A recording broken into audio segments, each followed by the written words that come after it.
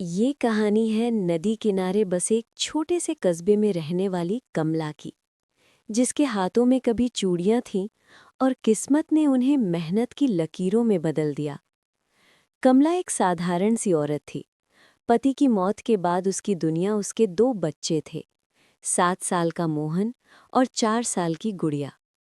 पति के जाने के बाद जो घर अपनों का कहलाता था, वही सबसे पहले उससे छिन गया। बरसात की एक रात थी। मिट्टी का कच्चा कमरा टपक रहा था। टीन की छत पर गिरती बारिश की आवाज बच्चों की सिसकियों से टकरा रही थी। चूल्हा ठंडा पड़ा था। घर में बस एक दिया जल रहा था, जो हर हवा के झोंके पर कांप जाता था। मोहन ने माँ की ओर देखा और धीरे से पूछा, अम्मा, कल स्कूल जाना है, कुछ खाने को मिलेगा? कमला की आंखें झुक गईं। उसने बच्चों को अपनी गोद में खींच लिया। उसकी खामोशी में जवाब नहीं था, सिर्फ बेबसी थी। पति की मौत के बाद उसने रिश्तेदारों के कई दरवाजे खटखटाए थे। कहीं कहा गया, हमारे अपने बच्चे कम हैं क्या? कहीं ताना मिला, औरत होकर इतना बोझ क्यों पाल रही हो? एक दिन तो हाल ये हुआ कि जब उसने अपने जेठ से थोड़े से चावल मांगे, तो उन्होंने कहा, हम कोई धर्मशाला नहीं चलाते। उस रात कमला देर तक जागती रही। बच्चे सो चुके थे, लेकिन उसकी आंखों में नींद नहीं थी। उसने खुद से पूछा, क्या गरीबी ही सबसे बड़ा गुनाह है? अगली सुबह उसने रोना नहीं चुना, उसने खुद को चुना। कमला नदी के किनारे गई, जहां लोग पूजा के बाद फूल और नारियल फेंक जाते थे। वहीं पड़ी मिट्टी, सूखे फूल और बांस के टुकड़े उसने इकट्ठा किए। उसे बचपन से मिट्टी के दिए और खिलौने बनाना आता था, जो उसकी माँ ने सिखाया था। शाम तक उसके हाथों में छाले पड़ गए, लेकिन आंखों में एक नई चमक थी। वो बाजार के बाहर जमीन पर बैठी और अपने बनाए छोटे छोटे दिए सजा दिए। लोग हंसे, देखो, भीख मांगने का नया तरीका। पर कमला चुप रही।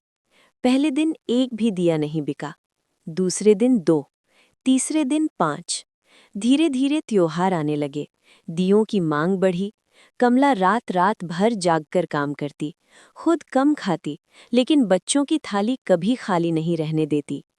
6 महीने बाद मोहन फिर स्कूल जाने लगा। गुड़िया की हंसी घर में लौट आई। एक दिन शहर से आए एक व्यापारी की नज़र कमला के बनाए दियों पर पड़ी। उन्हें उसमें सिर्फ मिट्टी नहीं, कहानी दिखी। उन्होंने बड़ा ऑर्डर दिया और कहा, अगर मेहनत ऐसी हो तो पहचान खुद बनती है। समय बीतता गया। 3 साल बाद कमला अब सिर्फ दिए नहीं बनाती थी, वो कई औरतों को काम देती थी। वही औरतें जिन्हें कभी समाज ने बोझ कहा था। आज कमला का घर पक्का था। दिया अब सिर्फ पूजा में नहीं, उसकी जिंदगी में भी जल रहा था। वही रिश्तेदार जिन्होंने कभी मुंह मोड़ा था, अब सलाह लेने आते थे। कमला मुस्कुरा देती, लेकिन कभी ताना नहीं मारती। 15 साल बाद कस्बे की सड़क पर एक एम्बुलेंस रुकी। लोगों की भीड़ जमा हो गई। एम्बुलेंस से एक नौजवान उतरा, सफेद कोट में, आत्मविश्वास भरी आंखों के साथ। वो मोहन था। मोहन ने सबसे पहले अपनी माँ के पैर छुए। कमला के हाथ कांप गए। मोहन बोला, अगर मेरी माँ मिट्टी में हाथ न डालती, तो आज मैं लोगों की जान नहीं बचा पाता। उस दिन कस्बे में एक छोटा सा अस्पताल खुला, जहां गरीब से गरीब इंसान का इलाज मुफ्त था। गुड़िया अब शिक्षिका बनने की तैयारी कर रही थी। शाम को कमला ने घर के बाहर दिया जलाया। वही दिया जो कभी अंधेरे से लड़ रहा था, आज रोशनी बांट रहा था। कमला ने साबित कर दिया कि औरत की मजबूरी उसकी कमजोरी नहीं, बल्कि उसकी सबसे बड़ी ताकत होती है।